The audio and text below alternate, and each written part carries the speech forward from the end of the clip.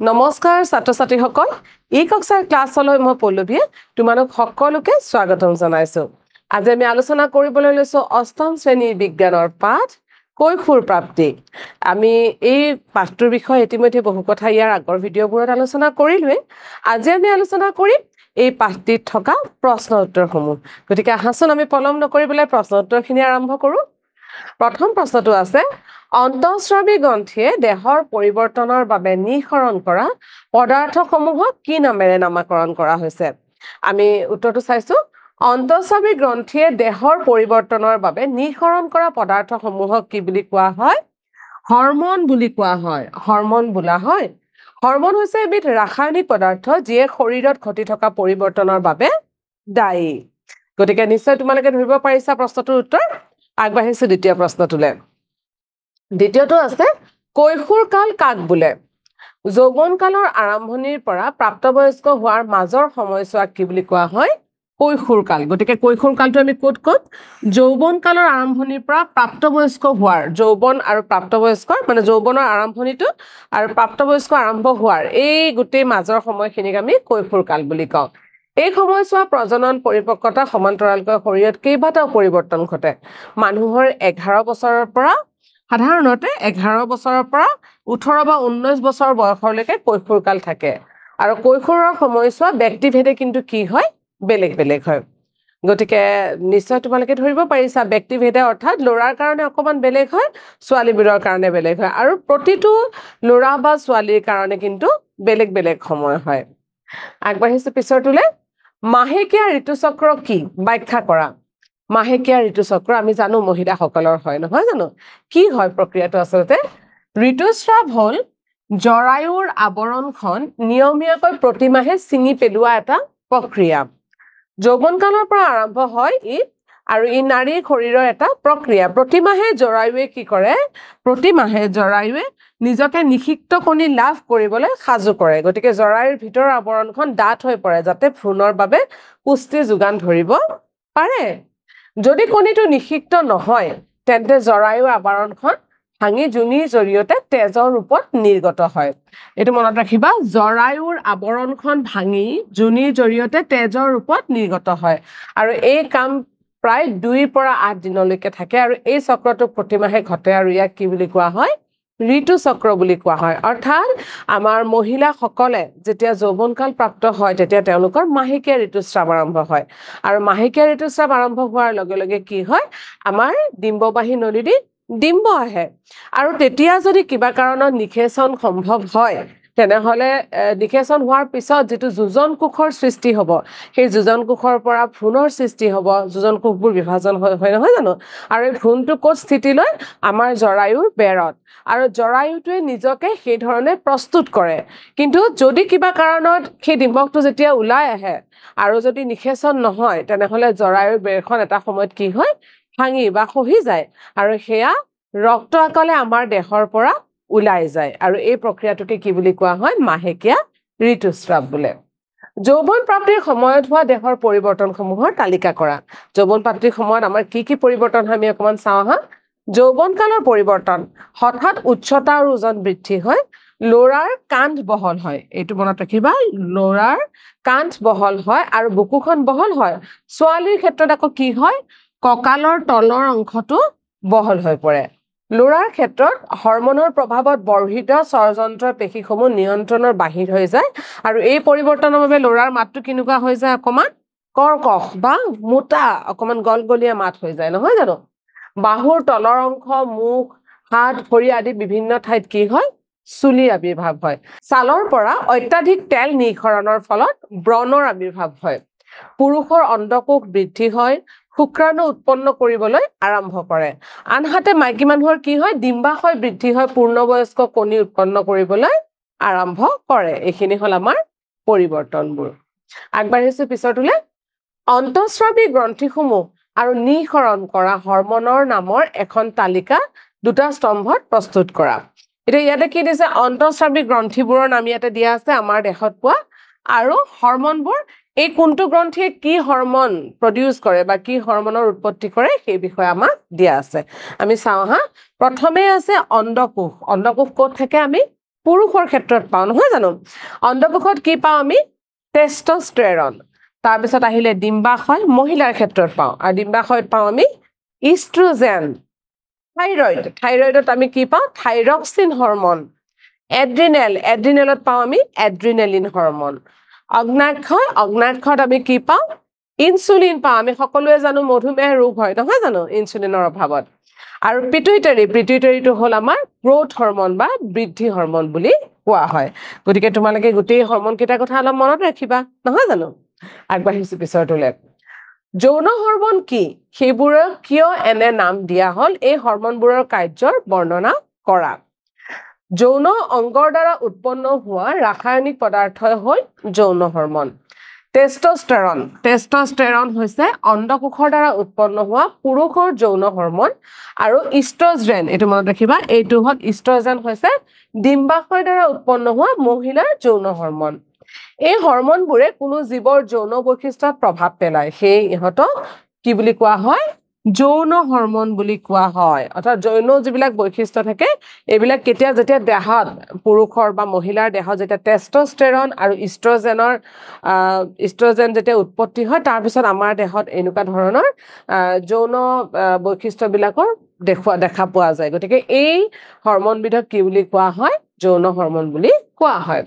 যৌন হৰমনৰ কামসমূহ চোৱা টেষ্টষ্টেৰন পুৰুষৰ ক্ষেত্ৰত যেটো আমি যৌন হৰমন পাওঁ তাৰ কাৰণে কি হয় এই হৰমনে ল'ৰাৰ ক্ষেত্ৰত গৌণ যৌন চৰিত্ৰ সৃষ্টি কৰে যেনেকৈ দাঢ়ি বৃদ্ধি কৰে মাত কৰ্কশ হোৱা আৰু প্ৰজনন অংগৰ বিকাশ হয় ইত্যাদি ইষ্ট্ৰোজেন এই হৰমনে কি কৰে মাইকী মানুহৰ গৌণ চৰিত্ৰ যেনেকৈ স্তন বৃদ্ধি হয় মাইকী মানুহৰ প্ৰজনন অংগৰ বিকাশ হয় এইবোৰৰ কাৰণে দায়বদ্ধ হয় আহিছো আমি পিছৰটো কি আছে চোৱা উপযুক্ত উক্তিটো বাছি উলিওৱা কিশোৰীসকল আহাৰ সম্পৰ্কে সচেতন হোৱা উচিত কিয় হয় আমি অপচন কেইটা চাই লওঁ নহয় জানো প্ৰথমটো দিয়া আছে উপযুক্ত খাদ্যই মগজুৰ বিকাশত সহায় কৰে শৰীৰত হৈ থকা দ্ৰুত বৃদ্ধিৰ বাবে উপযুক্ত আহাৰৰ প্ৰয়োজন কিশোৰীসকলৰ সদায় ভোক বেছি কিশোৰীসকলৰ স্বাদমুকুল অধিক সক্ৰিয় গতিকে ইয়াৰ ভিতৰত কোনটো হ'ব অকমান চোৱা যে কিশোৰীসকল আহাৰ সম্পৰ্কে সচেতন হ'ব লাগে কিয় হয় মগজুৰ বিকাশো হয় সেইটো সময়ত সেইটো সঁচা কথা কিন্তু এই সময়খিনি কি হয় যৌৱন প্ৰাপ্ত হোৱাৰ লগে লগে আমাৰ দেহত বিভিন্ন ধৰণৰ পৰিৱৰ্তন হ'বলৈ ধৰে বিভিন্ন ধৰণৰ বৃদ্ধি আৰু বিকাশ হয় গতিকে শৰীৰত হৈ থকা দ্ৰুত বৃদ্ধিৰ বাবে উপযুক্ত আহাৰৰ প্ৰয়োজন হয় গতিকে অপচনটো হ'ব আমাৰ বি আগবাঢ়িছো পিছৰটোলে উপযুক্ত উক্তিটো বাছি উলিওৱা মহিলাৰ প্ৰজননৰ বয়স আৰম্ভ হয়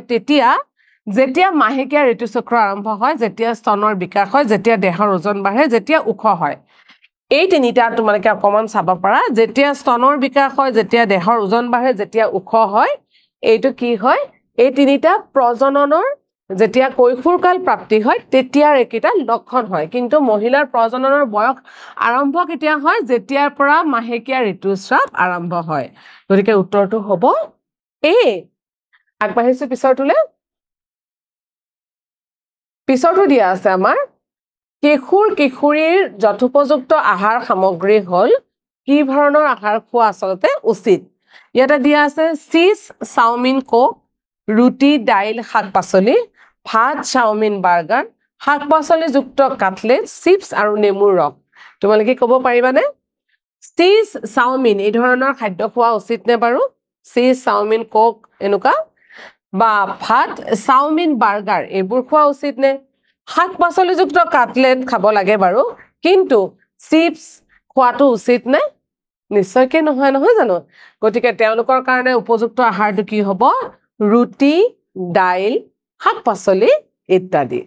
আগবাঢ়িছো পিছৰটোলে চমুটুকা লিখা ডিঙিৰ ঘটিকা মানুহৰ মতা মানুহৰ বা পুৰুষৰ যৌৱন কালত লেৰিংছ ডাঙৰ হৈ যায় লেৰিংছ এইটো মনত ৰাখিবা এই অংশটো আমাৰ থাকে আৰু ই ডিঙি ওলাই থকা অংশ হিচাপে দেখা পোৱা যায় ল'ৰাৰ ক্ষেত্ৰত হৰমনৰ প্ৰভাৱত বৰ্ধিত স্বযন্ত্ৰ পেশীসমূহ নিয়ন্ত্ৰণৰ বাহিৰ হৈ যায় এই পৰিৱৰ্তনৰ ফলত কি হয় মাতটো কি হৈ যায় কৰ্কশ হৈ পৰে কিন্তু মাইকী দেহত আকৌ লেৰিংছৰ আকাৰ সৰু আৰু ইয়াক প্ৰায়ে দেখা নাযায় বাহিৰৰ পৰা ওলাই অহা দেখা পোৱা নাযায় সেই ছোৱালীৰ মাতটো কি হয় উচ্চ স্বৰৰ হয় আৰু ল'ৰাৰ মাতটো নিম্ন স্বৰৰ হয় কিন্তু ল'ৰাৰ মাতটো অকমান মোটা গলগলীয়া কৰ্কশ টাইপ হয় কিন্তু ছোৱালীৰ মাতটো মিহি হয় কিন্তু উচ্চ স্বৰৰ হয় আগবাঢ়িছো পিছৰটোলে গৌণ লিংগ চৰিত্ৰ গৌণ যৌন চৰিত্ৰ হল সেইবোৰ যিয়ে পুৰুষ আৰু নাৰীৰ শৰীৰক ইটোৱে সিটোৰ পৰা পৃথক কৰাৰ সহায় কৰে যৌৱন কালত মানুহৰ শৰীৰত দেখা দিয়া শাৰীৰিক আচৰণ কেইটা হল ল'ৰাৰ যৌন চৰিত্ৰ কি গোফ আৰু দাঢ়িৰ ৰূপ আৰু বুকুৰ চুলি আবিৰ্ভাৱ যৌনাংগৰ অংশ আৰু ছালৰ অন্যান্য অংশত চুলি বৃদ্ধি আৰু ছোৱালীৰ ক্ষেত্ৰত কি হয় চাওঁ স্তনৰ আকাৰ বৃদ্ধি হয় আৰু স্তনৰ আগত থকা নিপুলৰ ছালখন কি হৈ যায় কোলা হয় যৌনাংগ আৰু শৰীৰৰ অন্যান্য অংশত চুলি বৃদ্ধি হয় এইকেইটা হল মহিলাৰ মানে ছোৱালীৰ যৌন চৰিত্ৰ আৰু বাকৰ কেইটা হল পুৰুষৰ বা ল'ৰাৰ গৌণ যৌন চৰিত্ৰ আগবাঢ়িছো পিছৰটোলে জন্মপূৰ্বক লিংগ নিৰ্ণয় অকমান চাবা গৰ্ভস্থ শিশুৰ লিংগ নিৰ্ণয় আমি কেনেকে হ'ব পাৰে আমি চাওঁ হা শিশুৰ লিংগ নিৰ্ণয় কৰা হয় মাইকী গেমেটৰ সৈতে মিহলি হোৱা পুৰুষৰ গেমেটৰ প্ৰকাৰৰ ওপৰত অৰ্থাৎ মহিলাৰ জননকোষ আৰু পুৰুষৰ জননকোষ যেতিয়া মিলিত হ'ব তাতে পুৰুষৰ জননকোষটোৰ ওপৰতহে আমাৰ আচলতে শিশুৰ লিংগটো নিৰ্ণয় হয় কেনেকে হয় চাই লওঁ সকলো মানুহৰ নিউক্লিয়াছত 23 জোৰ ক্ৰমোজম থাকে আৰু এই 23 জোৰৰ ভিতৰত শেষৰ জোৰটোক কি বুলি কোৱা হয় লিংগ ক্ৰমোজম বুলি কোৱা হয় আৰু মানৱ পুৰুষৰ X আৰু Y নামৰ যৌন ক্ৰমোজমকে ধৰি 23 জোৰ ক্ৰমোজম থাকে মানে শেষৰ যিজোৰ ক্ৰমোজম থাকে সেইজোৰ পুৰুষৰ ক্ষেত্ৰত কি হৈ যায় X আৰু Y ক্ৰমোজম হৈ যায় এতিয়া গতিকে পুৰুষৰ গেমেটত 22টা ক্ৰমোজম হয় আৰু এটা X বা এটা Y লিংগ ক্ৰমোজম থাকে পুৰুষৰ গেমেটত দুই প্ৰকাৰৰ হ'ব পাৰে 22 জোৰ প্লাস X বা 22 জোৰ প্লাস Y এনেকুৱা হ'ব পাৰে এতিয়া এই চিত্ৰখনত অকমান মন কৰা মহিলাৰ ক্ষেত্ৰত কি দেখুৱা হৈছে ইয়াতে X আৰু X ক্ৰমোজম হয়নে আৰু পুৰুষৰ ক্ষেত্ৰত দেখুৱা হৈছে X আৰু Y ক্ৰমোজম এতিয়া যেতিয়া পুৰুষৰ যৌন অংগ আৰু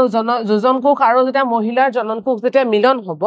পুৰুষৰ জনন কোষ আৰু মহিলাৰ জনন কোষৰ যেতিয়া মিলন হ'ব তেতিয়া কি হ'ব এই XX ৰ পৰা X আৰু X হ'ব আৰু XY ৰ পৰা X আৰু Y হ'ব এতিয়া যদি মহিলাৰ X ৰ লগত পুৰুষৰ X টো আহে তেনেহলে আমাৰ এজনী কি হৈ যাব এই লিংগটো যে হ'ব এইটো ছোৱালী হৈ যাব গাৰ্ল আৰু যদি মহিলাৰ X ৰ লগত পুৰুষৰ Y আহে তেনেহলে কি হৈ যাব এয়া হ'ব বয় ঠিক একে ধৰণে মহিলাৰ X ৰ লগত পুৰুষৰ যদি Y টো আহে তেনেহলে এইটো হ'ব বয় বা ল'ৰা হ'ব আৰু মহিলাৰ X ৰ লগত পুৰুষৰ যদি X আহে তেনেহলে এজনী কি হ'ব ছোৱালী অৰ্থাৎ গাৰ্ল হ'ব গতিকে চোৱা এই চিত্ৰটো চাই আমি এটা কথা বুজি পালো যে মহিলাৰ ক্ষেত্ৰত সদায় XX ক্ৰমোজমই থাকিব নহয় জানো গতিকে মহিলাৰ যেতিয়াই ক্ৰমোজম আহিব মহিলাৰ ভাগৰ ক্ৰমোজম XX এ আহিব কিন্তু পুৰুষৰ ক্ষেত্ৰত কি হয় কেতিয়াবা X ক্ৰমোজম আহে কেতিয়াবা Y ক্ৰমোজম আহিব যোজন কোষটো যেতিয়া মিলিত হ'ব গতিকে কি হয় যদি জনন কোষৰ পৰা X ক্ৰমোজমডাল আহি যায় তেনেহলে মহিলাৰ লগত যোজন কোষটো কি হ'ব XX অৰ্থাৎ ছোৱালী হ'ব আৰু যদি জনন কোষৰ পৰা যদি Y ক্ৰমোজমডাল আহে তেনেহলে মহিলাৰ সদায় X এই থাকে গতিকে X আৰু Y মিলি পেলাই লিংগটো কি হ'ব ল'ৰা হ'ব গতিকে তোমালোকে নিশ্চয় বুজি পালা যে আচলতে শিশুৰ লিংগ নিৰ্ণয় হোৱাৰ ক্ষেত্ৰত কোন দায়ী হয় বাপেকৰ বা দেউতাকৰ বা পুৰুষজনৰ ক্ৰমোজম যেটো থাকিব X বা Y ক্ৰমোজম হে আচলতে লিংগ ক্ৰমোজম যাক আমি কওঁ তেওঁলোকহে দায়ী হয় মাইকী মানুহৰ XX লিংগ ক্ৰমোজমকে ধৰি 23 জোৰ ক্ৰমোজম থাকে গতিকে ইহঁতৰ গেমেটত মাত্ৰ 22টা ক্ৰমোজম বা এটা X লিংগ ক্ৰমোজম থাকিব পাৰে মাইকী গেমেটৰ প্ৰকাৰটো কেনেকুৱা হয় 22 + X হ'ব নহয় জানো গতিকে আমি নিশ্চয় এইখিনি বুজি পালো নহয় নে বাৰু আগবাঢ়িছো পিছৰটোলে শব্দ শৃংখল পুৰ কৰা কিয় কয় এড্ৰিনেল গ্ৰন্থিয়ে নিকৰণ কৰা হৰমন স্ত্ৰী হৰমন এবিধ নলিকাযুক্ত গ্ৰন্থি অন্তঃস্ৰাৱী গ্ৰন্থিয়ে নিকৰণ কৰা হৰমন আমি চাই যাওঁ নহয় জানো তালিকাখনত প্ৰথমতে চোৱা এড্ৰিনেল গ্ৰন্থিয়ে নিকৰণ কৰা হৰমন এড্ৰিনেল গ্ৰন্থিয়ে নিকৰণ কৰা হৰমনটো কি হয় চাই লৈছো এড্ৰিনেলিন নহয় নে তাৰ পিছত 2 নম্বৰ আছে স্ত্ৰী হৰমনটো কি হয় এয়া থিয় কয় দেই ঠিক হয় ইষ্ট্ৰজেন নহয় নে তাৰ পিছত আমি আহিছো এবিধ নলিকাযুক্ত গ্ৰন্থি কি হয় আমি চাও তিনিটো কৰ্মগ্ৰন্থি যেটো আমাৰ দেহৰ পৰা ঘাম ওলাই সেইটো কয় কৰ্মগ্ৰন্থি তাৰ পিছত আহিলে অন্তঃস্ৰাৱী গ্ৰন্থিয়ে নিকৰণ কৰা দ্ৰব্য 4 অন্তঃস্ৰাৱী গ্ৰন্থিয়ে নিকৰণ কৰা দ্ৰব্যবিধ হয় হৰমন তাৰ পিছত আমি আহিছো ইনসুলিন হৰমনৰ অভাৱত হোৱা ৰোগ ইনসুলিন হৰমনৰ অভাৱত কি ৰোগ হয় তোমালোকে সকলোৱে জানা মধুমেহ ৰোগটো ইনসুলিনৰ অভাৱত হয় সুষম আহাৰত থকা এবিধ উপাদান 7 নম্বৰটো চাও আমি সুষম আহাৰত থকা এবিধ উপাদান 7 নম্বৰটো আছে এইটো ভিটামিন ঠিক এবাৰ আমি পথালিকৈ গৈছো অগ্নাশয় গ্ৰন্থিয়ে নিঃসৰণ কৰা হৰমন অগ্নাশয় গ্ৰন্থিয়ে কি হৰণ নিঃসৰণ কৰে ইনসুলিনটো নিঃসৰণ কৰে নহয় জানো নেক্সট চাইছো আমি লৰাৰ বৰ্ধিত স্বৰযন্ত্ৰ বৃদ্ধিৰ বাবে গ্ৰীবা অঞ্চল বাহিৰলৈ বাঢ়ি অহা এটা অংশ আৰু এটোক আমি কি বুলি কওঁ 3 নম্বৰটো মন কৰা ঘটিকা বুলি আমি কওঁ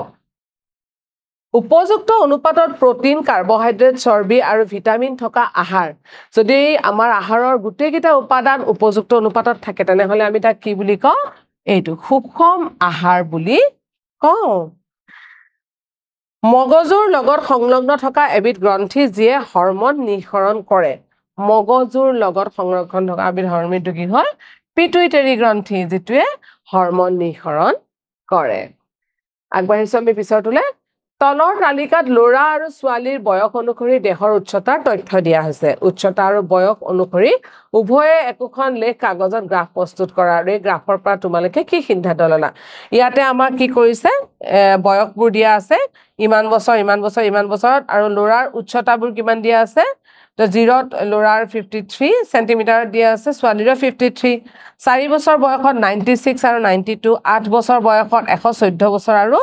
110 বছৰ 110 সেন্টিমিটাৰ 114 সেন্টিমিটাৰ 110 সেন্টিমিটাৰ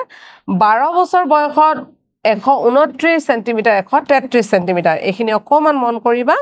12 বছৰত কি হৈ গল ইমান সময় লৰাৰ উচ্চতা বাঢ়ি আছিল ছোৱালীৰ কম আছিল নহয় জানো এটা 12 বছৰৰ পৰা আমি দেখিছো লৰাতকৈ ছোৱালীৰ উচ্চতা বাঢ়ি গৈছে 16 বছৰত কি হৈছে 150 সেন্টিমিটাৰ ছোৱালীৰ পৰা 150 সেন্টিমিটাৰ হৈছে আকৌ 20 বছৰত 173 এটিকে আমি কি পালো গ্ৰাফটোত লৰা ছোৱালী উভয়ৰে বয়স আৰু উচ্চতাৰ মাজৰ সম্পৰ্ক দেখুৱা হৈছে যৌৱন কালত লৰা ছোৱালী উভয়ৰে উচ্চতা হঠাৎ বৃদ্ধি পায় ওপৰৰ গ্ৰাফটোৰ ভিত্তি কৰি লক্ষ্য কৰিব পাৰি যে 4 পৰা 8 বছৰ বয়সত লৰাৰ তুলনাত ছোৱালীৰ উচ্চতা কি থাকে কম থাকে কিন্তু ছোৱালীৰ বয়স 12-13 বছৰ হোৱাৰ লগে লগে তেওঁলোকৰ উচ্চতা হঠাতে বৃদ্ধি হোৱা দেখা যায় আৰু লৰাতকৈ বেছি হৈ পৰে পিছৰ বছৰবোৰত উভয় লিংগৰে বৃদ্ধি সুস্থিৰ হৈ পৰে গতিকে প্ৰিয় ছাত্ৰ-ছাত্ৰীসকল আমাৰ আজি পাঠটো ইমানখিনি আছিল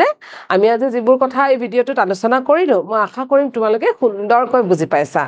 গতিকে আজিলৈ আমি ইয়াতে সামৰিছো আহি আছো আৰু এটা নতুন ভিডিঅ লৈ তেতিয়ালৈ নমস্কাৰ